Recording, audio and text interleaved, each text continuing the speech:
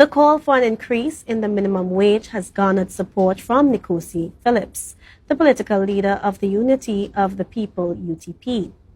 However, Phillips has advised that any adjustment to the minimum wage should be accompanied by controls on food prices. For more, here is Candice Jackson. 4 weeks without efficient cargo shipments between the islands, foreign exchange shortages and increased freight shipping costs are contributing to food inflation rates approximately 10%. According to the political leader of the UTP, Nkosi Phillips, this situation is making it difficult for low-income families to afford food. Because $3,000 a month cannot feed a single mother with 4 kids. It has to be something that has to work for our family on the low level. Phillips supports an increase in the minimum wage, but questions whether the government will do it for the right reasons. But we have heard that already. And we have heard that as a political gimmick by the government and the administration.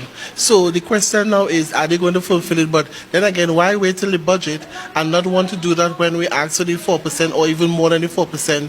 Additionally, Phillips states that the government cannot arbitrarily raise minimum wage without implementing controls on food prices through legislation. We just had this little boat issue just for about 3 days or a week.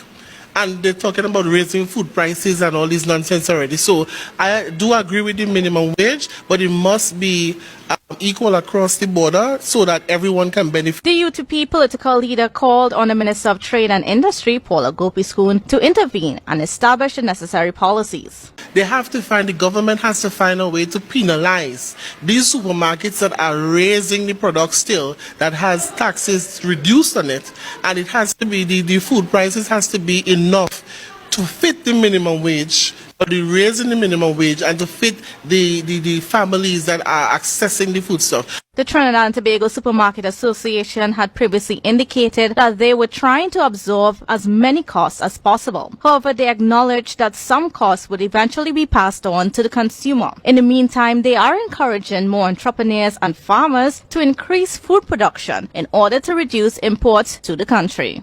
Candice Jackson, Tobago Updates Television News.